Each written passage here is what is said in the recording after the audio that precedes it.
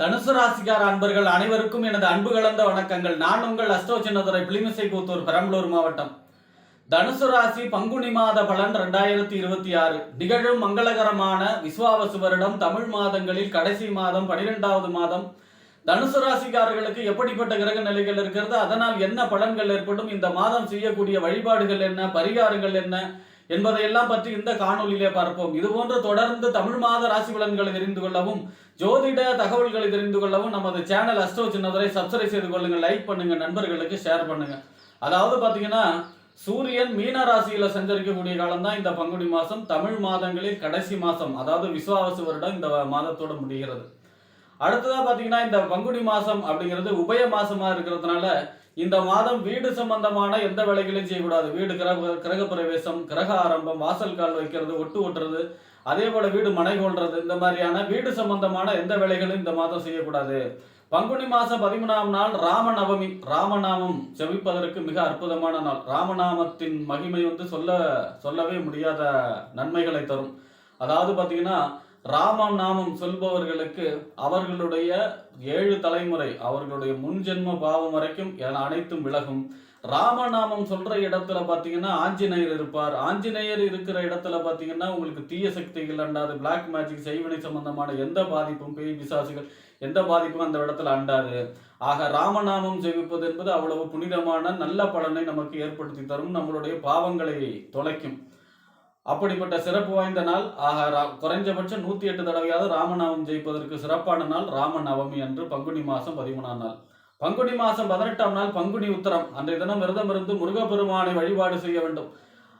அதே போல பாத்தீங்கன்னா திருக்கல்யாண உற்சவம், கோயில்களுக்கு சென்று திருக்கல்யாண உற்சவம் என்ற தினம் காண வேண்டும். காண்பவர்களுக்கு திருமண வாழ்க்கை சிறப்பாக இருக்கும், திருமணம் தடை நீங்கும், திருமணம் கைகூடும், குடும்ப வாழ்க்கை சிறக்கும். அதே நேரத்தில் பார்த்தீங்கன்னா பிரிந்த கணவன் மனை ஒன்று சேரக்கூடிய யோகம், இதெல்லாமே கிடைக்கும். பங்குனி உத்தரத்தன்று விரதம் இருந்து முருகப்பெருமானையும், அதே போல எந்த கோயிலாக இருந்தாலும் திருக்கல்யாண உற்சவம் காண்பவர்களுக்கு பங்குனி உத்தரம் அவ்வளவு சிறப்பு வாய்ந்தது. ஆக இப்படிப்பட்ட சிறப்பு வாய்ந்த இந்த பங்குனி மாசத்திலே தனுசு ராசியை பொறுத்த வரைக்கும் உங்க ராசிக்கு இந்த போன மாசம் 27ஆம் தேதியிலிருந்து உங்க ராசிநாதன் நேர்கதியில் வக்கரகதி நிவர் முடிஞ்சு நேர்கதியில செயல்பட ஆரம்பிச்சார். ராசிநாதன் உங்க ராசியை பார்க்கிறார். இதுல இருந்து மிக அற்புதமான பலன்கள் ஏற்படும்.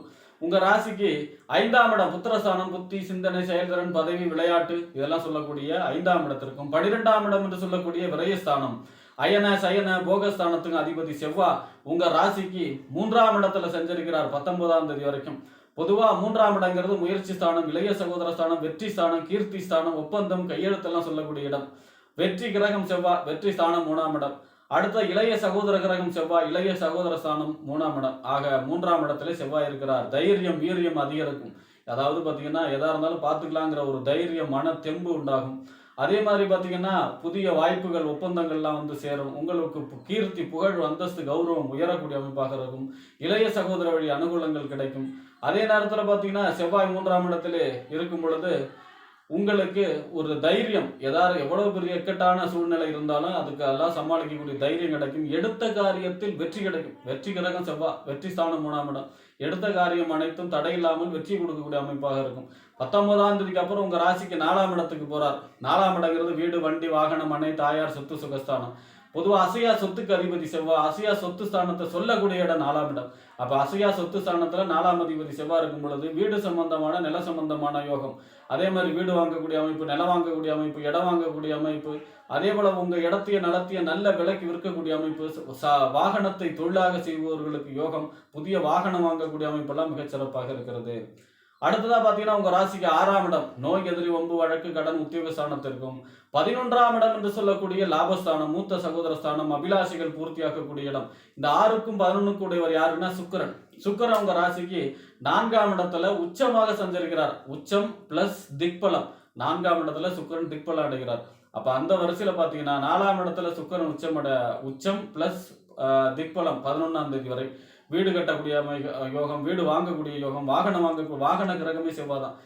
வாகன கிரகமே பார்த்தீங்கன்னா சுக்கிரன் தான். அப்போ வாகனம் வாங்கக்கூடிய அமைப்பு, வாகனத்தை மாற்றக்கூடிய அமைப்பு, உங்க பழைய வாகனத்தை போட்டுட்டு புதிய வாகனம் வாங்கக்கூடிய அமைப்பு, வாகனத்தையே தொழிலாக செய்கிறாங்க இல்லையா, டிரான்ஸ்போர்ட், அவங்களுக்கெல்லாம் யோகமான காலம்.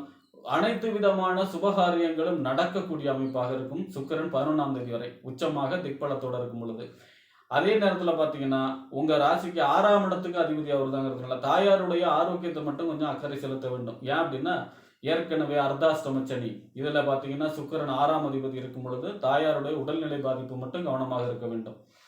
அடுத்ததா பாத்தீங்கன்னா இந்த சுக்கிரன் 11ஆம் தேதிக்கு அப்புறம் உங்க ராசிக்கு 5ஆம் இடத்துல போறார். 5ஆம் இடங்கிறது புத்திரஸ்தானம், புத்தி, சிந்தனை, செயல்திறன், பதவி, விளையாட்டை சொல்லக்கூடிய இடம். பொதுவா 6ஆம் இடத்ததிபதி 5ல் இருப்பது குழந்தைகளுடைய ஆரோக்கியத்தில் அக்கறை செலுத்த வேண்டும். வீட்டுல வயதானவர்களுடைய ஆரோக்கியத்தில் அக்கறை செலுத்த வேண்டும். பூர்வீக சொத்து சம்பந்தமான பிரச்சனைகள் ஏற்படுவதற்கு வாய்ப்பு இருக்கிறது. ஆனா 11ஆம் இடத்த அதிபதியும் அவர் தான். 11ஆம் இடத்த அதிபதி 5ல இருக்கார் அப்படின்னா இன்னொரு விஷயம், 6ஆம் இடத்துங்கிறது உத்தியோகஸ்தானம், பதவி, வேலை கிடைக்கக்கூடிய அமைப்பு, வேலையில பதவி உயர்வு கிடைக்கக்கூடிய அமைப்பு, அரசியலில் இருக்கிறவங்களுக்கு அது சம்பந்தமான பதவியோ பொறுப்பு கிடைக்கக்கூடிய யோகமும் இருக்கும். அதே நேரத்தில் 11ஆம் இடத்த அதிபதி 5ல் இருக்காருன்னா 5ஆம் இடங்கிறது என்ன அப்படின்னா நம்மளுடைய சிந்தனை, செயல்திறன், என்ன மனசுல வரக்கூடிய சிந்தனை.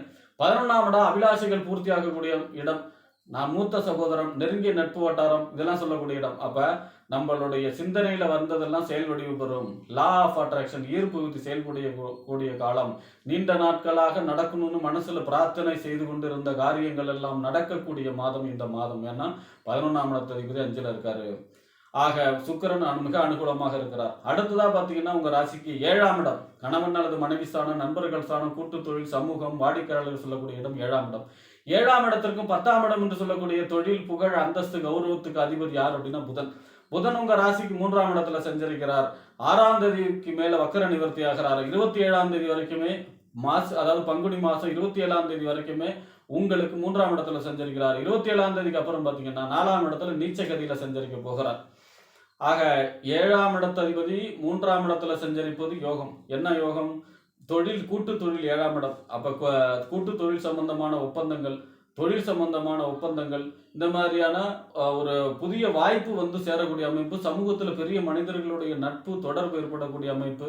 அதே மாதிரி 10ஆம் இடத்த அதிபதி 3ல இருந்தாலும் தொழில் சம்பந்தமான புதிய அனுகூலங்கள், ஒரு பதவி, பொறுப்பு கிடைக்கக்கூடிய அமைப்பு, புகழ், அந்தஸ்து, கௌரவம் உயரக்கூடிய அமைப்பு, மாமனார் மாமியார் வழியாக ஒரு உதவி கிடைக்கக்கூடிய அமைப்பு, இந்த மாதிரியான நன்மைகள் ஏற்படக்கூடும். 27ஆம் தேதிக்கு அப்புறம் நீச்சகதியில சஞ்சரிக்க போகிறார் 4ஆம் இடத்துல. அப்ப பாத்தீங்கன்னா பலன் குறைவுபடும். அடுத்ததா பாத்தீங்கன்னா உங்க ராசிக்கு 9ஆம் இடம், பாக்கியஸ்தானம், தந்தை ஸ்தானம், பாக்கியஸ்தானம், தொலைதூர பயணம், உயர்கல்வி ஸ்தானத்துக்கு அதிபதி சூரியன் உங்க ராசிக்கு 4ஆம் இடத்துல சஞ்சரிக்கிறார். 4ஆம் இடங்கிறது வீடு, வண்டி, வாகனம், மனை, தாயார், சொத்து, சுகஸ்தானம். பொதுவா பாக்கியாதிபதி ஒரு திரிகோணாதிபதி ஒரு கேந்திரத்துல சஞ்சரிப்பது யோகம். அதுல பாத்தீங்கன்னா 4ஆம் இடத்துல சூரியன் சஞ்சரிப்பது உங்களுக்கு வீடு, நிலம் சம்பந்தமான யோகம். ரியல் எஸ்டேட் தொழில் செய்யறாங்க இல்லையா, ரியல் எஸ்டேட் தொழில் செய்பவர்களுக்கு யோகமான காலம். அதே மாதிரி வாகனத்தை வைத்து தொழில் செய்பவர்களுக்கு யோகமான காலம். அதே போல பாத்தீங்கன்னா இந்த 4ஆம் இடத்துல சூரியன் இருக்கிறது தாயாருடைய ஆரோக்கியத்தில் அக்கறை செலுத்த வேண்டும். அதாவது உஷ்ண சம்பந்தப்பட்ட நோய், காய்ச்சல், தலைவலி, இந்த மாதிரியான உஷ்ண சம்பந்தப்பட்ட நோய்களால் பாதிப்பு ஏற்படுவதற்கு வாய்ப்பு இருக்கிறது. ஆக 4ஆம் இடத்துல சூரியன் இருப்பதும் உங்களுக்கு நன்மையைத்தான் செய்யும் அதிக அளவிலே. ஆக இந்த மாதம் உங்களுக்கு 4ஆம் இடம் வலுவடைகிறதுனால, அதாவது புதிய வாகனம் வாங்கக்கூடிய அமைப்பு, பழைய வாகனத்தை போட்டுட்டு புதிய வாகனம் வாங்கக்கூடிய அமைப்பு, தாய் வழி உறவுகளால் நன்மை ஏற்படக்கூடிய அமைப்பு. அதே மாதிரி 4ஆம் இடம் வலுவடைகிறதுனால அசையா சொத்து வாங்கக்கூடிய அமைப்பு, சொத்தை இல்லைன்னா டிரான்ஸ்லேட் செய்யக்கூடிய அமைப்பு, ரியல் எஸ்டேட் தொழில் செய்கிறாங்க இல்லையா அவங்களுக்கு யோகம், வாகனத்தை வைத்து தொழில் செய்பவர்களுக்கு யோகமான காலமாகவும், சுகஸ்தானம் 4ஆம் இடங்கிறது பொதுவாகவே சுகஸ்தானம். அப்ப பெரிய எஃபெக்ட் போடாம ஒரு நல்ல லாபத்தை பெறக்கூடிய மாதமாகவே தனுசு ராசிக்காரர்களுக்கு பங்குனி மாதம் அமையும் என்று கூறி விடைபெறுகிறேன். நன்றி, வணக்கம்.